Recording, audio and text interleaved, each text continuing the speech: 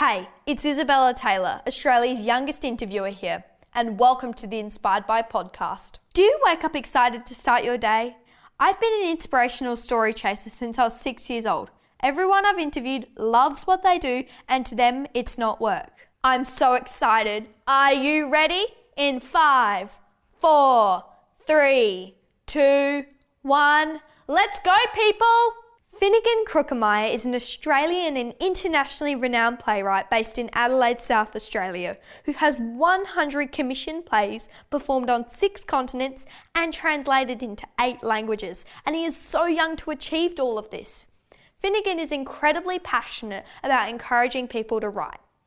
Anybody who puts pen to paper or a finger to a keyboard, they have permission to. They are going to create something wonderful.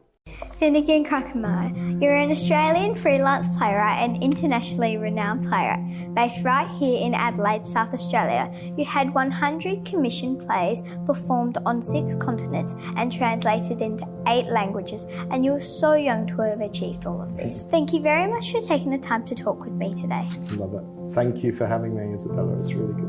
We're sitting here together at Carclew in this incredible historic mansion in North Adelaide.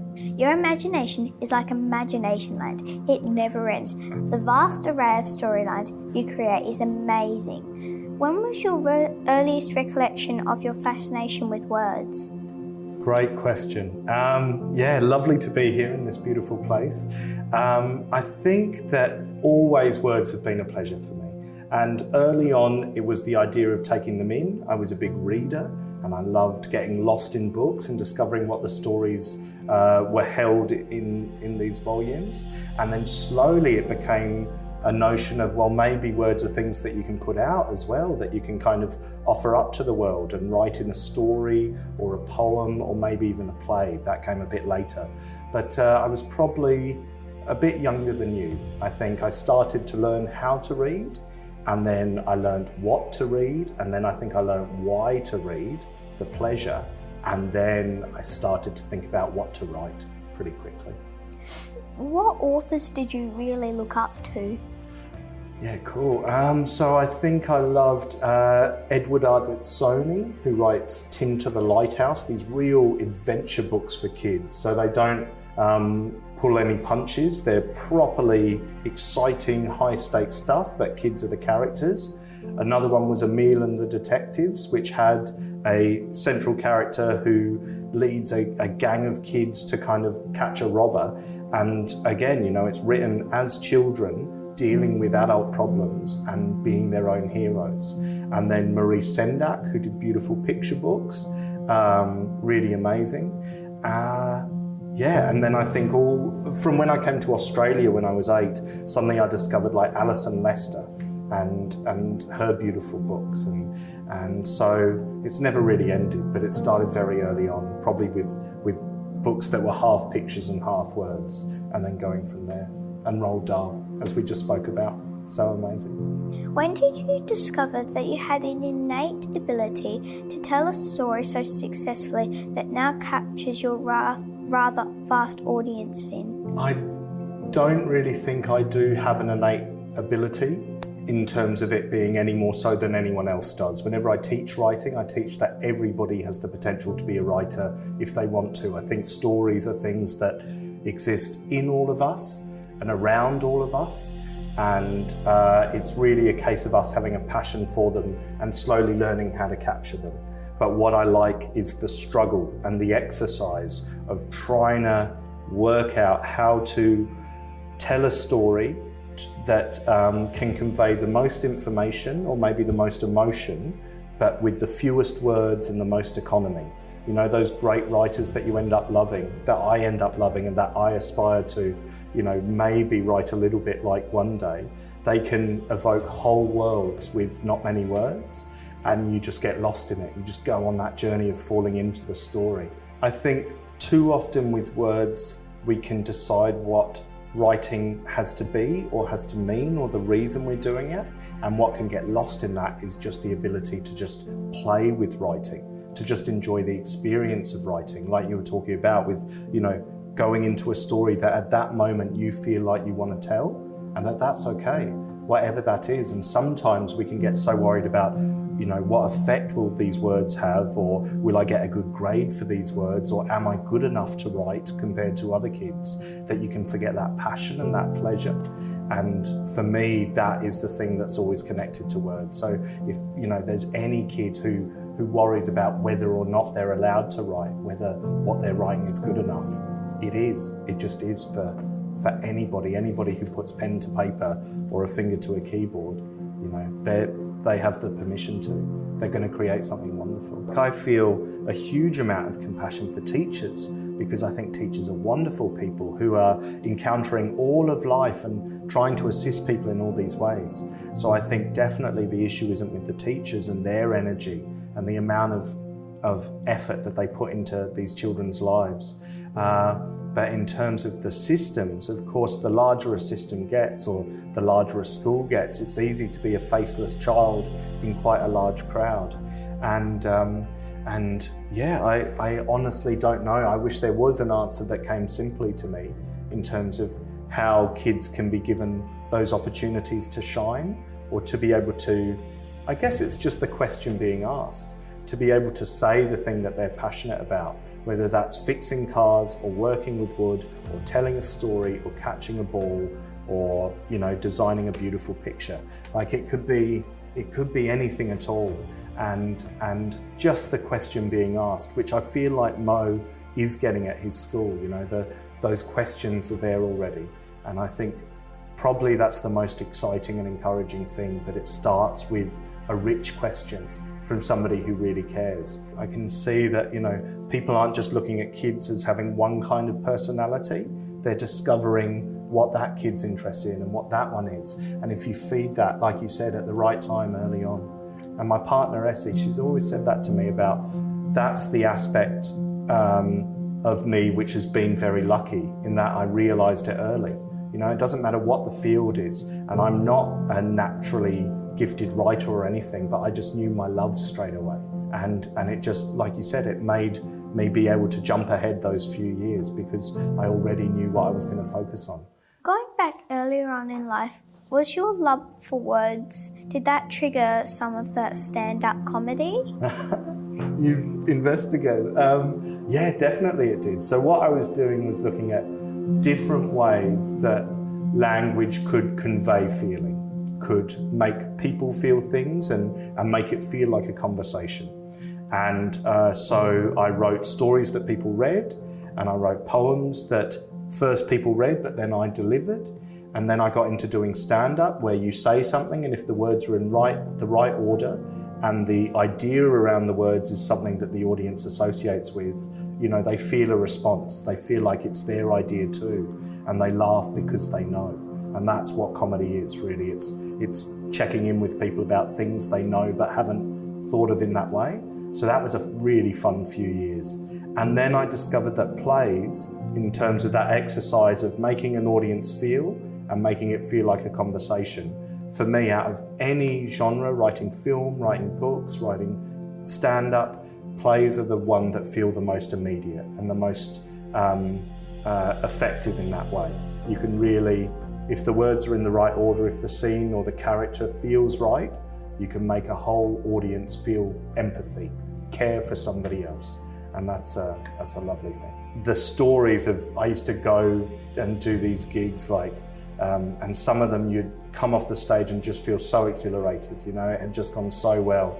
And others, you would tell a joke that worked great the last night and it would just be silence. And you just have to sit in that silence. It was terrifying, but that was part of it, because it means every time you go up to do your next set, you don't know, is it going to be a good one or not? And it was, exciting stuff. What was probably the greatest learning part of that, learning having to sit in that silence? To always question the material that you're using, the words you're using, and also to acknowledge that there are no constants. Maybe that same sentence worked well yesterday, but tonight the environment, the mood, the context, me, them, something is different. And that's lovely to know that the world is an always changing thing. And so you can't rely on things always being the way they are. You have to kind of be open to life giving you new things every day or every night when you get on a stage, and I like that. So what I always do as an artist is think about the audience. I don't think about what I'm feeling so much. I think about what they might be feeling or what they might need to feel or not get the opportunity to feel very much. Maybe they've had a hard day before they came to that comedy gig and they need to laugh to relax, you know, to let the day out.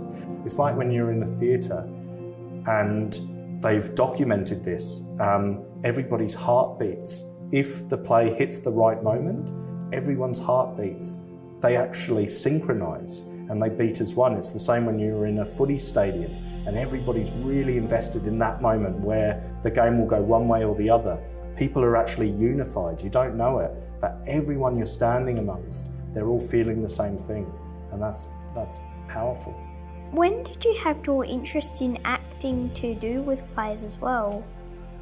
I think it was an early thing because it was pretty early on I realised it wasn't for me, but I was trying to be, I think when you start doing anything, maybe you try to be really broad. So because I knew that I love theatre, I thought, okay, well, I'll try directing and I'll try acting, I'll try writing, and I'll see what becomes the pleasure. And pretty quickly I realised it was writing I loved. What was the series of events that led up to your first commission as a playwright? I had written stuff before and I'd put stuff on in terms of just, that thing of, groups of friends putting on a play because we had the time and we just wanted to try to tell a story.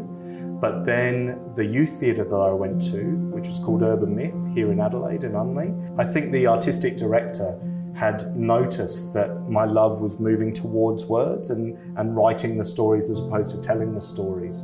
And so it was very big and special for me when I was 19 years old, 20, they commissioned me to write my first work, which was, this is crazy, I haven't thought of it, performed in this building. So my very first ever commission was When the Penny Drops, and it was performed in the ballroom, which is just over there.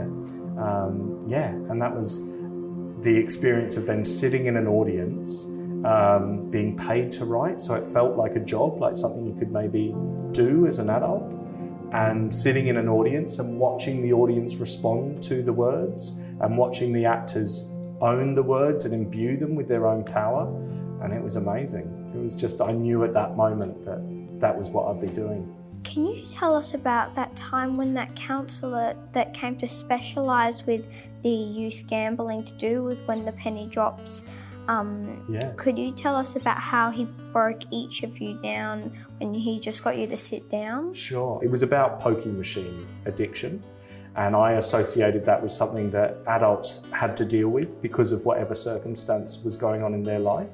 But it turns out there's also a lot of teenagers involved, and that was why they gave me the commission. The company wanted to explore that, which was a great and meaty idea. And so, they very cleverly got in this counsellor, and we thought, okay, he's going to sit with us, a group of teenagers, the actors, the designer, the composer, me, the writer, and he's going to tell us about gamblers. And he didn't. He told us about ourselves, and it was beautiful. He went round the room and he just chatted with each of us. And we were all relatively comfortable people. I thought we were in a group of our friends. We felt pretty safe and pretty brave, but everybody has some part of them, that is given to happiness and given to sadness. And I think that's healthy. Everybody in the world should have all the emotions at their fingertips. And it's good as you're an artist to remember that, because you're playing with happy, sad, angry, scared, joyful. And so he just chatted with each of us and he made us cry in that moment. He, person by person, and he did it very gently, and he did it as a counsellor does, with a lot of care and a lot of compassion, and he made each of us cry. And then at the end of that, he said, that is why people gamble. Not because of the machines, but because everybody has that feeling in them. And if you don't have a group of friends like we did, or you don't have something that makes you feel comfortable or that you can share, maybe you bottle that up. And bottling that up, maybe you need a way to get it out. And some people use a pokie machine for that.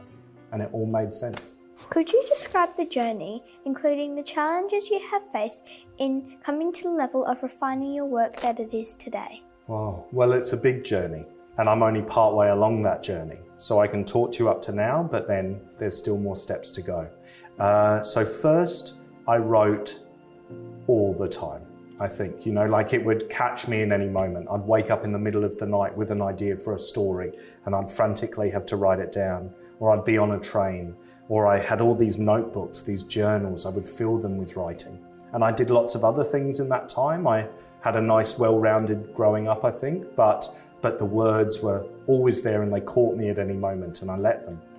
And then over the years, I think what I did was find a way to build a life where art is one love, but it's not every love. And I think that's been really healthy, actually.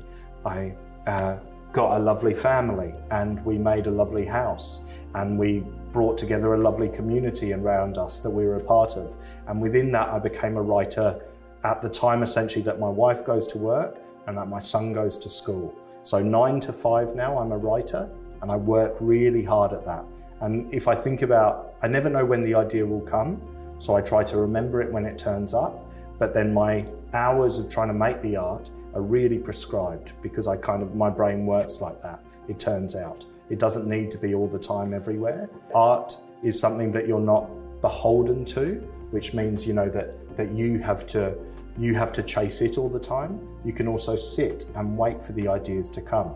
And then the first moment of that is always quite rushed. The words rush out of me, and I try to put them down onto the computer as fast as I can. But then the next stages are the refining that you talk about, the editing, and the thinking about just what the right words might be, and the paring it back so there isn't so much language. As you can see, I like to use lots of words, and it's about how to find just the right words, How important have mentors been along the way? Very important. So mentors have been a huge part of my life. And really nicely, one of them who introduced us, who suggested me, is Hannah Adelaide now. And she is literally sitting in the office up above us. And she was one of my first drama teachers when I was 11 or 12. And she ran the youth theatre company, and she gave me a lot of opportunities along the way. And there's been all these moments, they're like, I think any career or any life is a series of stepping stones, but there are some big jumps I've made along the way, and nearly always those have been assisted. It's not me having an idea that comes out of nowhere and then opens my work up to a new audience, or gets me a different amount of money for my work, or acknowledgement, whatever people think of as success. It's always been somebody saying, I think you're ready for this next step. And they like giving me the first commission with that youth theatre, or like saying, I think this play is ready to go to an international audience, and taking my words out of Australia and overseas. All these steps have been involving mentors. And I think it's a nice thing to remember that, yes, you can, as artists, often we can feel quite self-driven, it's up to me. Society is the relationship between, the world and artists. Artists can sometimes feel like they're doing their own thing and the world doesn't understand. And I really don't think that's the case. I think good art and empathetic artists are aware of who's around them and like to work with them, and together we all kind of climb up. I was up at Hannah's office when we were just inspecting rooms for the camera and all, and she took us up into her office and she showed us this photo of when you were at an award when you were around 14. Yeah. Could you tell us about when you started to get those sorts of commission plays? Sure, yeah. So she just showed me that photo too. That was funny. I hadn't seen it literally for half a life. It was an awards night it was an academic award. I think acknowledging the effort that I'd been putting into drama and English, because as you might guess, those are my two loves at school out of all the subjects. And so I was allowed to invite my family and a couple of friends. And it felt important to me, that thing you talk about with mentors, to invite Hannah and to invite my other friend Daisy, who was also a drama teacher that became a friend. And these are people I'm still in contact with now and still love now. It's been a lovely enduring thing over 30 years. And yeah, so we went for this, what was meant to be a very formal ceremony where you get up and you shake hands and you get a certificate, but it was just so silly because Hannah is silly and Daisy is silly and my family is silly. We just had the loveliest time and we really laughed so much that night, and I didn't win and none of us cared, and it was just a great experience. So yeah, it was nice. Of course it feels special to get an award or get acknowledged, and you know, there's nothing wrong with that, but really, I don't want to sound too naff or too silly, but the people, you know, are the memories you have. I remember that night not because I won an award or I didn't, but I remember it because of the fun that I had with my friends. Well, when you talk about mentors as well, like a play I was in very early, not this first one, Car Clues, in this room, but maybe my second was written by him. With Sean Riley? Yeah. It was so fun to do. He's such a great writer and his language is so good.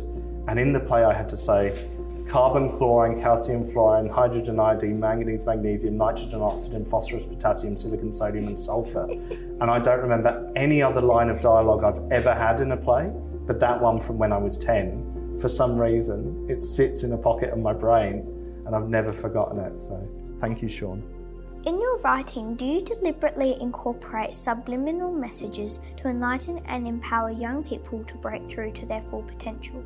Excellent question, really nice and juicy. I have a bit of an issue with it because I think there's something called didacticism. I don't know if you know that word, but it's where you kind of get taught a lesson in a thing. So you go to a piece of art, you go to a piece of theatre, you think you're watching a show, but then you also are obligated, forced to learn a lesson. Actually, this play is about how to clean your teeth. Actually, this play is about healthy foods. And I'm like, I know those are lessons we have to learn. As a dad, I try to teach my kid those things, but I also feel that art has the right to just be art, to just tell stories and allow people to access them however they want. So I'm happy to pass on things I believe, like maybe what constitutes a happy life, like you are braver than you imagine you could be, like the world you're going to encounter later in life is big and complex, but you can handle it, that kind of stuff. But in doing so, and sometimes that's subliminal and sometimes it's characters saying it, in doing so, I don't want to force kids to think one thing. I want them to still feel like they have a choice in watching my play. They can care or they can not. They can love this character or this one. They can see something in themselves or they can see nothing to do with themselves. And I think too much art for children has too many rules. It kind of says this is what you're meant to care about from this play or meant to learn, or this is the subliminal message that I'm kind of going to start hitting you over the head with because you really need to know it. So yes, there are things I believe, and yes, there are hopeful messages I'd like to say to children, but I also don't want to be too prescriptive. I don't want to tell them there's only one way to see this play.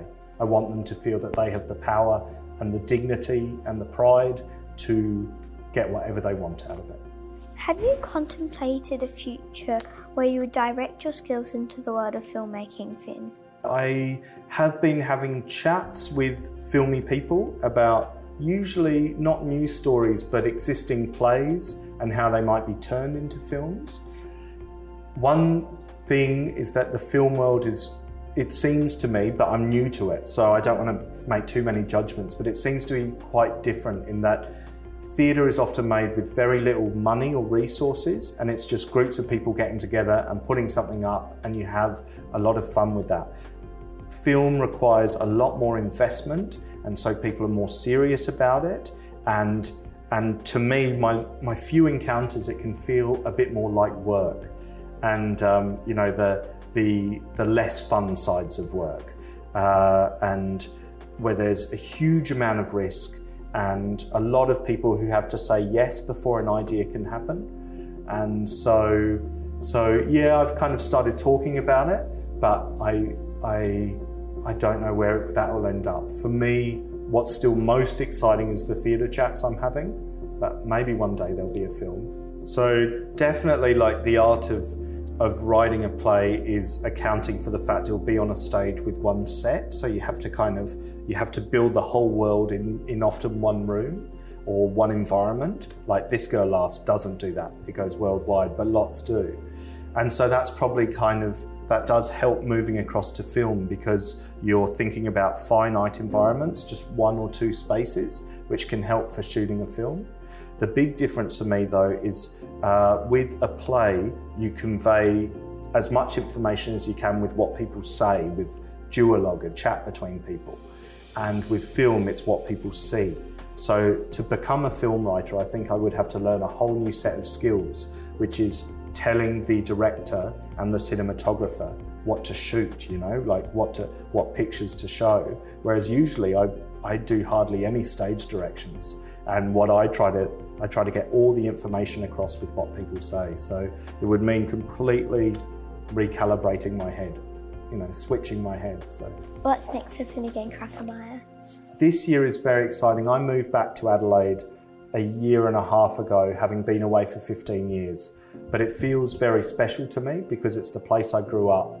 It gave me a lot of opportunities, and that sense of coming home is kind of like a cuddle. It's like coming back to what you know and familiar people and things, and you settle back in and breathe out. So I'm experiencing that at the moment. And what's nice with that is that this year I have 5 plays opening in Adelaide. So there haven't been my shows on here for a while, but this year, for some reason, it just happens to be that there's lots of shows happening not far across the world where usually my plays do, and that's one kind of excitement. But this is another kind of excitement where it's happening down the road with my friends in the audience or my friends on stage, and I can sit there with my family and watch them. So that's what's exciting me at the moment. Very, very local, homely stuff. Thank you very much for taking the time to talk with me today.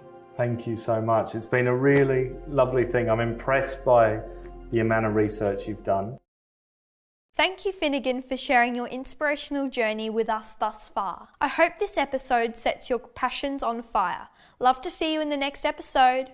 Head to inspiredby.com.au. Thank you so much for listening.